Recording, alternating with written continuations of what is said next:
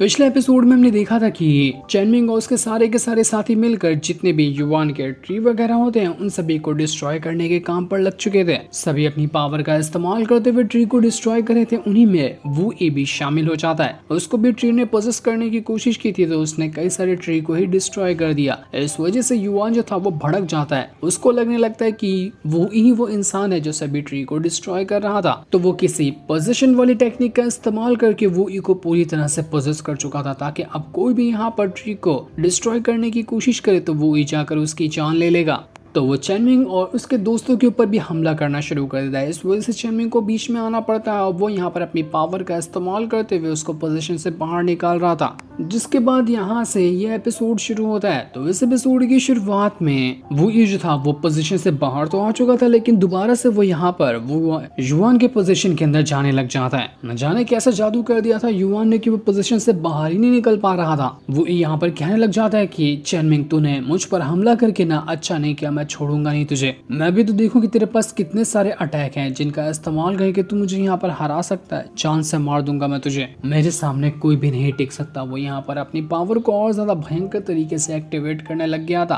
पर यहाँ पर चैनमिंग भी अपने पावर का इस्तेमाल करते हुए उसके साथ फाइट कर रहा होता है ताकि वो ई को यहाँ पर रोक सके। उसने चेन के अंदर उसको कैद कर लिया था लेकिन कोई फायदा नहीं होता। वो चेन तोड़कर दोबारा से बाहर निकल कर आ जाता है। वो यहाँ पर कह रहा था कि तेरे पास पावर तो बहुत ज्यादा है, काफी कमाल का बंदा है तू, लेकिन फिर भी छुपकर अटैक करता है। हिम्मत है तो सामने आ और सामने आकर मुझ पर अटैक करके दिखा, तब मैं देखूंगा कि तू क्या कर सकता है। तभी वहां पर एक तालिस्मान आ चुका था जिसको चैनमिंग ने ही भेजा था और ये माउंटेन तालिस्मान होता है जिसकी मदद से तालिस्मान के अंदर से एक बड़ा सा माउंटेन बाहर निकल कर आया था और वो सीधा जाने लग जाता है वो ई के ऊपर उसकी जान लेने के लिए। जो देखकर तो वो ई की भी फट जाती है। वो अपनी पावर का इस्तेमाल करते हुए उस माउंटेन के साथ फाइट करने लग गया था। जिसके बाद हम रियल वर्ल्ड को देखते हैं क्योंकि ये जो भी फाइट हो रही थी वो असल में वो ई के स्पिरिचुअल वर्ल्ड के अंदर हो रही थी और रियल वर्ल्ड के अंदर यहाँ पर सभी ने वो ई को रस्सियों से बांध कर कैद करके रखा होता है। श्यामी कह रही थी कि लगता है ना ये सुधरेगा नहीं, अभी तक कि ये पोजीशन से बाहर नहीं आया तो इसके ऊपर और अटैक करने होंगे। अब हमारी बारी है। सेक मास्टर तो अटैक करके थक गए होंगे तो अब हमें भी इसके ऊपर अटैक करना चाहिए। वो लोग यहाँ पर एक से बढ़कर एक तरीके ढूंढ रहे थे कि कैसे यहाँ पर वो ई की जान ले सकते हैं और उसको तड़पा सकते हैं। बेचारा स्वॉर्डमैन जो था वो यहाँ पर टेंशन में होता है कि अरे मेरे दोस्त की तो वाट लग गई। ये लोग यहाँ पर लगता नहीं कि छोड़ने वाले हैं इसको। वो उनसे कह रहा था कि अरे थोड़ा सब्र कर लो, थोड़ी देर रुक जाओ, ये तो वैसे भी अधमरा हो गया, इसके अंदर जान नहीं बची लग रही है तो इसको और ज्यादा मारना ठीक नहीं होगा, अब तो इसकी जान बख्श दो। लेकिन श्यामी और बाकी कहते कि नहीं नहीं ऐसे कैसे इसको जाने दे, ये कहीं दोबारा से उठकर हमारे पर हमला करने लग गया तो इसलिए इसको छोड़ेंगे नहीं। मैं यहाँ पर इसके ऊपर अटैक करूंगी जब तक कि ये आखिरी टाइम तक के भी चिल्लाता रहा ना, मतलब समझ जाऊंगी कि इसके अंदर जान बाकी है। हम लोग तब तक इसको मारेंगे जब ये बिल्कुल अधमरा क्यों ना हो जाए। ऐसी हालत इसकी कर देंगे बस जान बची रहेगी लेकिन मुंह से कुछ बोल नहीं पाएगा, तब तक कि हम इसको मारते रह जाएंगे। सभी लोग यहाँ पर एक से बढ़कर एक अटैक करने की तैयारी में लग चुके थे। स्वॉर्डमैन कहते कि नहीं नहीं मेरे दोस्त की ऐसी हालत मुझसे देखी नहीं जाएगी, मुझे यहाँ से भागना होगा, माफ करना मेरे दोस्त, मैं तुझे बचा नहीं पाया। इतना कहने के बाद वो वहाँ से भाग निकलता है। श्यामी और बाकी कह रहे थे कि इस स्वॉर्डमैन को तो देखो यहाँ का नौकर होकर कैसे इसकी तरफदारी कर रहा था, लगता है कि उसकी भी फील्डिंग लगानी पड़ेगी, लेकिन पहले इसका तो गेम ओवर कर दें। श्यामी कई सारी सुइयां घुसा देती है उस बेचारे वुई के ऊपर जिस वजह से तो उसके पूरा चेहरा और उसका पूरा शरीर छलनी हो गया था।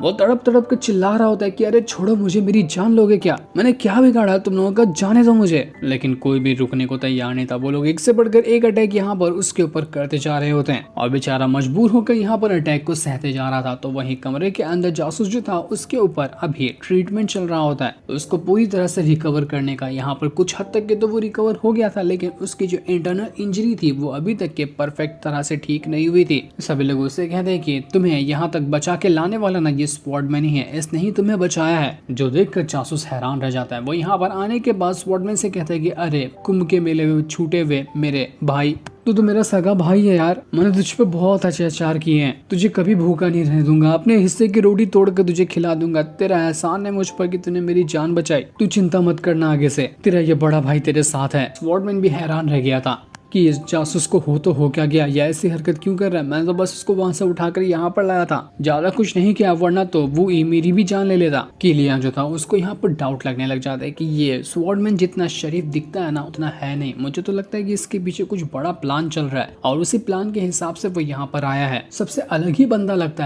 है कि पावर भी इसके पास ठीक ठाक है लेकिन ये नौकरों वाले काम क्यों करता है, इसके ऊपर नजर रखनी होगी। जासूस था वो यहाँ पर स्वॉर्डमैन से कह रहा होता है कि आ चल घर पे चलते, मैं तुझे अपने हाथों से टेस्टी टेस्टी खाना खिलाऊंगा। लेकिन थोड़ी दूर आने के बाद उसकी हालत खराब होने लग जाती है, क्योंकि वो अभी तक की पूरी तरह से रिकवर नहीं हुआ था। तो सभी लोग उसको यहाँ पर आकर संभालते हैं। जेन जो था वो यहाँ पर चेनमिंग की बनाई हुई पिल लेकर आता है और जासूस को देते हुए कहता है कि ये लो, सेक मास्टर ने इसको बनाया था तुम्हारे लिए, ये तुम्हें रिकवर करने में काम आएगी, जिसे तुम धीरे धीरे ही करते सही लेकिन रिकवर होना शुरू हो जाओगे। चेनमिंग जो था वो यहाँ पर कियान से कहने लग जाती है कि कियान, तुम्हारे पास कोई तरीका है क्या जिसकी मदद से हम यहाँ पर इस जासूस को ठीक कर सकते हैं? बड़ी भयंकर इंटरनल इंजरी हो गई है इसको, क्या पता मर आना जाए कहीं। तो कियान यहाँ पर सोचने लग जाती है और थोड़ी देर सोचकर बताती है कि अरे हाँ, मुझे याद आया, जब तुमने अबू का जो ट्रस्ट जीता था ना और उसके बदले डिवाइन ट्रेजर ने तुम्हें एक रिवॉर्ड दिया था, वो याद है तुम्हें? वो इस तरह का रिवॉर्ड है कि वो किसी की भी बीमारी को ठीक कर सकता है। तो जाओ एक बार ट्राई करके देखो, क्या पता उस पावर का इस्तेमाल करके तुम यहाँ पर इस जासूस को ठीक कर दो। जो देखकर चेनमिंग भी एकदम हैरान रह गया था। तो वो यहाँ पर अपनी पावर को एक्टिवेट करना शुरू कर देता है, उसी पावर को जो अबू का ट्रस्ट जीतने के बाद उसको मिली थी।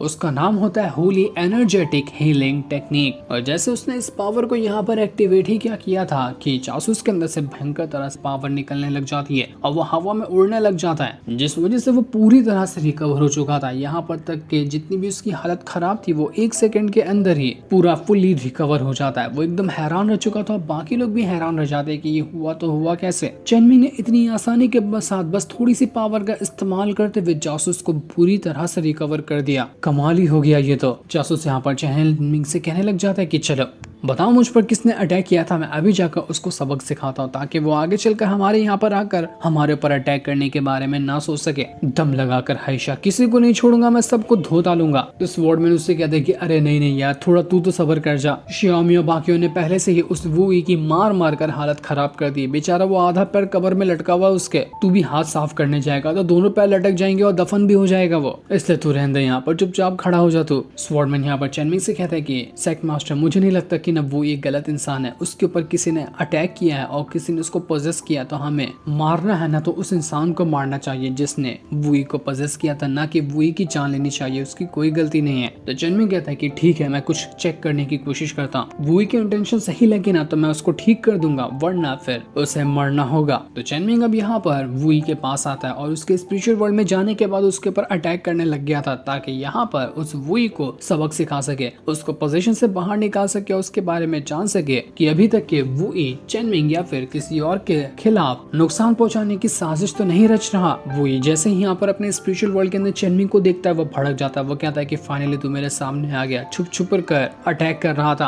अब मुकाबला करके दिखाना, मैं सामने से ही तेरी जान ले लूंगा। वो यहाँ पर एक के बाद एक करते हुए चेनमिंग के ऊपर अटैक करने की कोशिश करता है, लेकिन चेनमिंग तो उसके सारे अटैक को यहाँ पर डिस्ट्रॉय कर चुका था। वो बहुत कुत्तों की तरह मारता है उस वुई को। इसके बाद वो कियान से कहता है कि कियान जाओ और जरा इसके अंदर जो भी चीज है ना जो इसको पोजेस करके रखी है उसको बाहर निकालो। तो कियान तुरंत ही अपने काम पर लग जाती है और अपनी पावर का इस्तेमाल करते हुए उस वुई के अंदर जो भी चीज युवान ने डाला था पोजेस करने के लिए उसको बाहर निकालना शुरू कर देती है ताकि वुई ठीक हो जाए। वुई के इंटेंशन तो गलत नहीं थे, बस पोजीशन में आकर वो इस तरह की हरकत कर रहा था। जब पोजीशन से वो बाहर निकल रहा होता है तो उसका फिजिकल बॉडी जो है जो रियल वर्ल्ड के अंदर मौजूद है वहां पर वो तड़पने लग जाता है। सभी को लगता है कि हमला करने वाला है, तो शियामी और बाकी अटैक करने को तैयार हो जाते हैं, लेकिन चेनमिंग उनको रोक लेता है कि नहीं रुक जाओ, मैं हूं ना यहाँ पर, मैं हैंडल कर लूंगा अगर इस वुई ने कुछ भी किया तो, लेकिन अभी तुम लोग शांत खड़े रहो और तमाशा देखते रहो। कियान अपनी पावर का इस्तेमाल करते हुए उस चीज को बाहर निकाल लेती है जिसकी मदद से युवान ने वुई को पोजेस किया था और वुई अब यहाँ पर पोजीशन से बाहर आ गया होता है। कियान जो थी वो यहाँ पर चेनमिंग को डिटेल में बताने लग जा रही है कि जिसकी चीज से इस युवान ने वुई को पोजेस किया था वो चीज उतनी ज्यादा स्ट्रॉन्ग तो नहीं है, लेकिन हाँ माइंड के ऊपर काफी खतरनाक असर कर सकती है, जिसकी मदद से इंसान को अलग अलग तरह के ड्रीम्स आने लग जाते हैं। यानी कि अगर उसके सामने कोई इंसान खड़ा है तो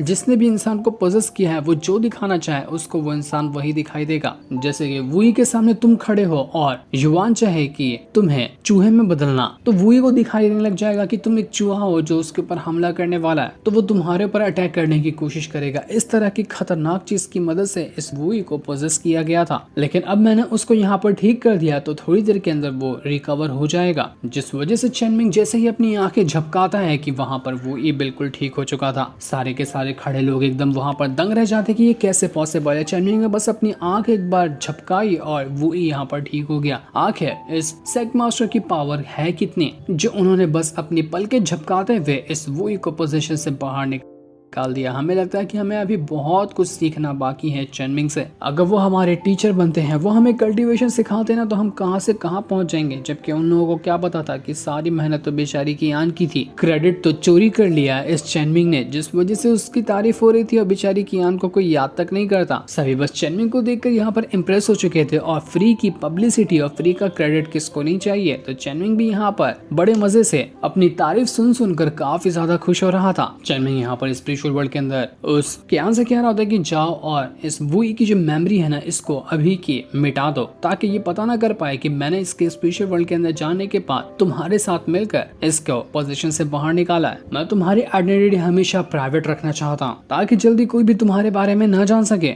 जिस पर कियान भी मान जाती है और यहाँ पर वुई को पोजीशन से बाहर निकालने की वजह से चेनमिंग का मिशन पूरा हो चुका था। इस वजह से वो अपना रिवॉर्ड हासिल करता है और रिवॉर्ड में असल में एक ब्रेक थ्रू का लेवल था। चेनमिंग अब यहाँ पर अपने मार्शल रैल्म को कंप्लीट करते हुए होली मार्शल रैल्म के एक लेवल पे पहुंच चुका था। तो उसका नया कल्टीवेशन रैल्म है होली मार्शल रैल्म, जिसके अभी लेवल 1 पर वो मौजूद है। यही रिवॉर्ड उसको मिला होता है यहाँ पर वुई को ठीक करने के बाद, जो पावर काफी ज्यादा खतरनाक लग रही थी, जिसे महसूस करके भी तो चेनमिंग यहाँ पर काफी ज्यादा खुश हो चुका था कि अरे वाह, क्या कमाल की पावर है, अब तो मैं और आसानी से अपने दुश्मनों का मुकाबला कर सकता हूँ। तो वहीं वो जो युवान था वो ऐसा मिलियन माउंटेन में घूम रहा होता है, पर उसको समझ आता है कि अरे मैं तो वुई को महसूस ही नहीं कर पा रहा, लगता है कि मेरे रडार से वो गायब हो गया। पर ऐसा कैसे हो सकता है, मैंने तो उसके ऊपर पोजीशन वाली टेक्निक का इस्तेमाल किया था ना, तो मेरे रडार के अंदर तो उसको हमेशा होना चाहिए, वो गायब कैसे हो गया, किसने की ऐसी हरकत, कौन उसको यहाँ पर से गायब कर सकता है। कहीं ऐसा तो नहीं कि किसी ने उसको पोजीशन से बाहर निकाल दिया। पर किसके अंदर इतनी पावर हो गई जो मेरे पोजीशन वाली टेक्निक को खत्म कर सकते हुए वुई को पोजीशन से बाहर निकाल सकता है। कौन है इसके पीछे? ये वही होगा जो वुई के अलावा भी मेरे पेड़ को डिस्ट्रॉय कर रहा था। मैं कितना कोशिश कर रहा हूँ उस इंसान को ढूंढने की, लेकिन वो मुझे मिल ही नहीं रहा। एक बार बस वो इंसान मेरे हाथ लग जाए, ऐसा कुत्ते की मौत मारूंगा ना उसको कि वो सपने में भी नहीं सोच पाएगा। उसका अंत अब यहाँ पर करीब आ चुका है। जो सीन दिखाते हैं ये एपिसोड यहीं पर एंड हो जाता है।